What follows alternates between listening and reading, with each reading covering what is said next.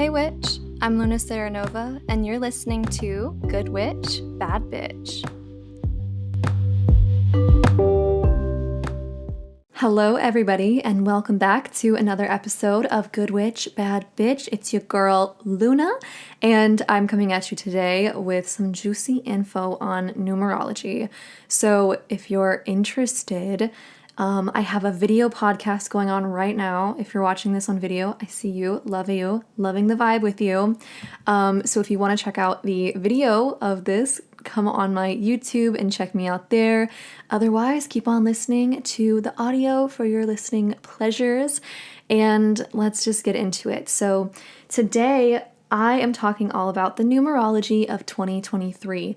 So numerology is a very interesting subject that I got into last year, maybe 2 years ago, and I've been really enjoying it. It's really interesting how it works, and diving deeper into my own specific life path number, and then even further into the numerology of the addresses that I've lived at. It's been really crazy and a really kind of cool thing to look at and just to think about when going about your life. So I did a video last year about the same topic, and 2022 was the number 6. So that number, which I always like to connect numerology to the tarot, because if you guys know me, you know that I live, eat, breathe the tarot. It's amazing.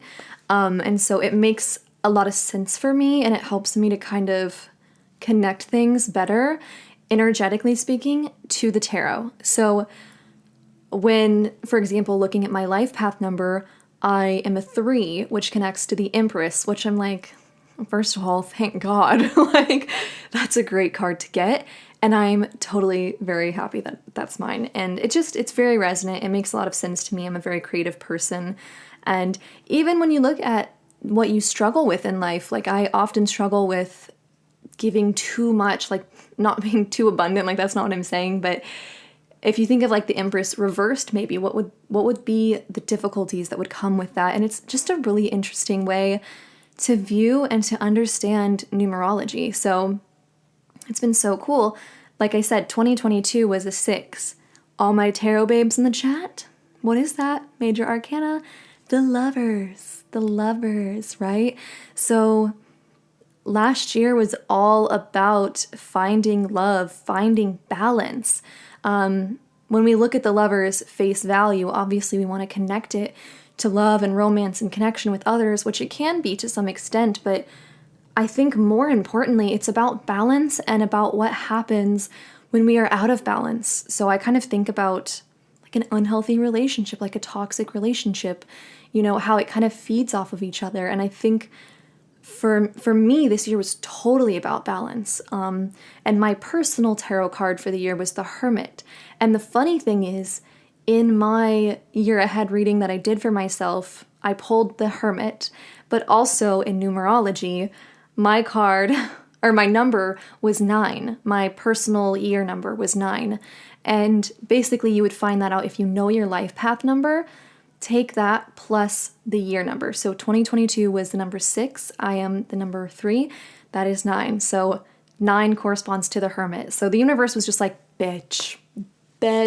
Okay, Hermit energy this year. Get with it. So that's a bit about how numerology has been a part of my life and my spirituality, how it's helped me, and how it's just helped me to put into words better the energy that I'm experiencing, and to kind of just have a bit of grace with myself and being like, okay, I saw so much how the Hermit card came out, and it was less difficult when I was like, is this a sign? Am I taking this too far? For example, being a hermit, being very much self-isolating, which I did a whole ton this year in 2022 for a number of reasons, but understanding that, hey, this is getting not healthy, because for me as a tarot reader, I'm like, if I pulled the tarot card, the Hermit, and my client was telling me what I'm going through, I would say that they're probably in the unhealthy aspect of the hermit. And so I was able to just use all those different factors to help me find a lot of guidance in my life and find a lot of balance, which is what the year was about, okay? So, moving into 2023, I hope you guys are excited. So, 2023 is a 7 year, and 7 in the tarot is the Chariot, okay? So, this excites me so deeply, and I feel like 7 is so many people's lucky number. Why is that? I genuinely don't know, but 777, lucky 7, and a lot of people just really fuck with the energy of 7, and me, myself included. Like, I feel like 7, 17, 27, all very lucky numbers for me. 37, you keep going, you know what I'm saying? Like, it's great. The energy is really good with 7s. And I was just curious why that is. And like I said, I don't know the history of like 777, the casino, like lucky 7 kind of energy. I'm not sure, but when we think of 7 in astrology, we think of Libra. And Libra's really fun, really beautiful. She's harmonious. She's balanced, you know? And you might think of her when you think of the Lover's card, right? She's ruled by Venus, okay? And it's a really, really blissful energy, but she's also an air sign, which is considered masculine, which I don't mean in the gendered terms, but I mean in the yang energy, okay? So she wants to get out there and do shit. She's excited. And the 7 in tarot is the Chariot, okay? Which is all about this venture into this new world and this, again, kind of balance. And I think for me, a big thing with the Chariot, because in a lot of the illustrations you will see the two little, like, I don't know what they are, if they're like they're not horses, whatever is leading the chariot, these two animals that are guiding the chariot, one is a dark color and one is a light color. And this, to me, and just my kind of like symbolism and guidance is, you know, just about balancing all the dualities and using both parts of yourself, the shadow aspect and the light aspect, that which you're embarrassed by and that which you're proud of, you know, everything, the shitty parts of life, the good parts of life, the, you know, the ups and the downs, the everything, you know, life is constantly on these polarities of, all the polarities, you know, like we're constantly in this shift and everything's fluid. And it's all about finding that balance. And so it's interesting that balance is coming up again this year. And when you look at 7 in numerology, and all of these tarot, astrology, numerology, they have like a different take on each number. And so I just like looking at it all and seeing like, okay, like what do they say? And putting it together, because I think we're all going to have a bit of a different experience. So I think taking in all of the opinions and all of the takes, I think it's just beneficial, right? So when we look at numerology, 7 is the number of spiritual growth. Girl, when I read that, I was like, fuck yeah, bitch, we need it. Because this is like a collective thing. Being the year 2023, this is not your personal number. For example, my life path is 3, and so 3 plus 7, it's 10. And in numerology, you would just break that down to 1. So for me, I'm experiencing a 1 year this year. But for collectively, as a whole, we're experiencing a 7 year. And I think this is so freaking needed. This is so much needed.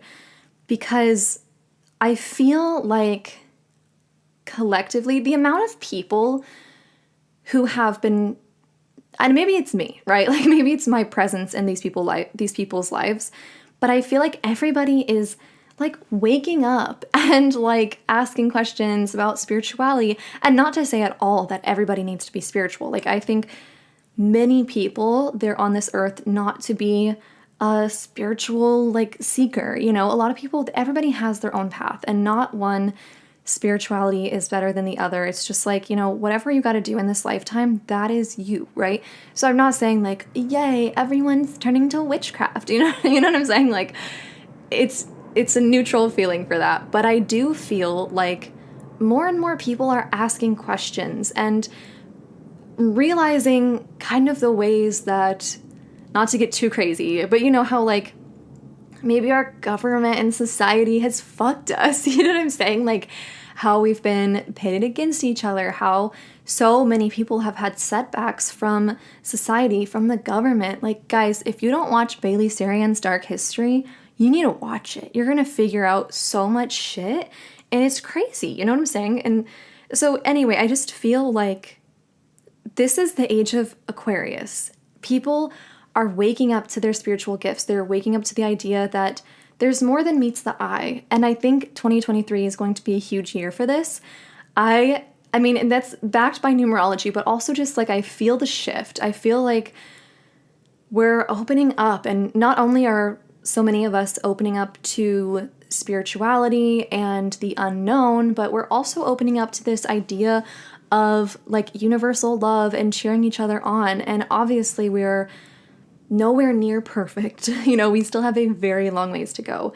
But I think that hopefully, maybe I'm just being, you know, very like optimistic, but I think that we're getting to a really good place. And I think we're at least headed into a direction where we're understanding who the bad guy is not. You know, like we should not be fighting with each other. Like we all need to be on the same team because we're all on the same earth, you know? And in my dream world, of course, there's like no wars and no hatred.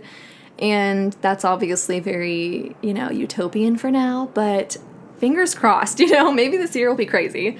A big thing with this year number, the number 7, this has a lot to do with getting out of our material connections and finding those spiritual connections. So this year you might feel more, and of course, depending on your own specific life path number, but you might feel more inclined to kind of just like go full hippie, go very nomadic, you know, set out on a spiritual exploration. And you might just feel less attached to your belongings and your, you know, wealth and these things. We might find ourselves, what I hope for in my own experience is I hope this helps us find a way out of the hustle culture, capitalist mindset and find a livable approach for our people, for everybody here on earth, and that we can literally just live life without having to work our entire, like every second of the day, you know? And I think that hopefully this year will put those shifts forward. Hopefully, I'm putting it out there, manifesting it. You know, maybe the 4-day work week will happen this year. Maybe more companies and businesses, I don't think corporations will maybe be doing this, but businesses hopefully will start to see the research that is behind 4-day work weeks. Did I say 4-hour work weeks earlier? That'd be so funny. Love that. But 4-day work weeks and really cutting back on what we are demanding of people and raising the minimum wage so that people can further this spiritual exploration. Because obviously we can't just throw our material worries out the window when our entire lives are based on if we can pay rent, right? Like I've completely been there.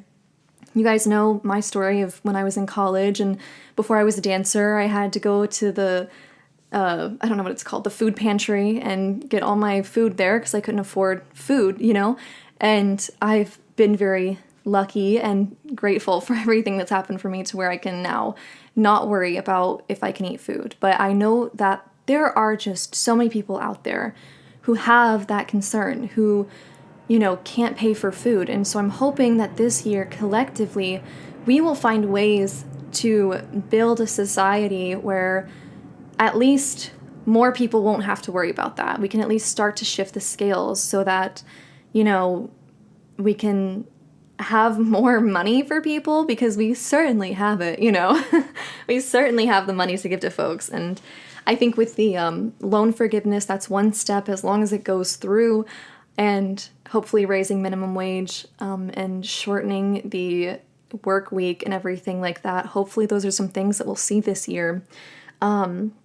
But I do think there will be a lot of awakenings and a lot of transformations this year. So I think that, like I said, collectively, I just think we're waking up more. And I've already seen it so much, but I think it's going to be on a grander scheme now. I think that probably a lot more public figures are going to come out as being not religious but spiritual, and maybe kind of talking about, you know, just like the spirituality things. Like we've seen crystals, tarot decks, things like that become way more mainstream. And there's still a whole lot of pushback from a lot of, you know, evangelical religions and things like that. But I just think that as a society and as a culture, we're going to become a lot more open to the vastness of religion and spirituality and respecting each other's views. Lucy just jumped up here. If you guys are watching the video, you've seen me these past 10 seconds try to tell her it's okay, I'll catch you. So if you hear a bump, that's Lucy's tail on the mic. Okay, Lou.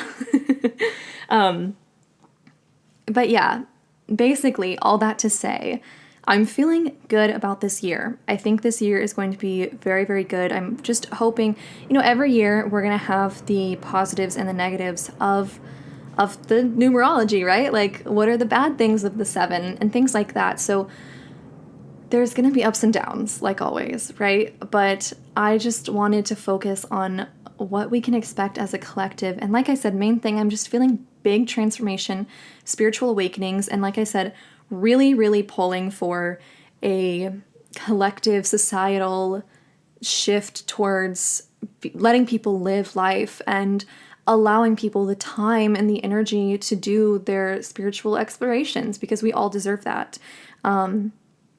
And yeah, maybe I don't know, maybe we'll find aliens, you know, like maybe something really fun will happen. But that is all I have for this episode. I hope you all enjoyed. Let me know in the comments or DM me on Instagram your thoughts, what you're feeling for this year. And I am just so excited. I'm feeling such good things about this year. And it feels like a real fresh start. Like, I know it does for me because it's a 1 year for me, but I just feel like a 7, it's like change. You know, it's change, it's evolution in the sense of like, you've balanced, you've found what you need, and now you are able to move upward, I guess, if that makes sense, and to really start to expand your mind, really ask questions, and really figure out what you believe, what you want, and things like that. And of course, we have a ways to go, but sending out good energy for it. So I hope you guys enjoyed this episode. Thank you so, so much for listening. I love you all so much, and happy 2023. Bye.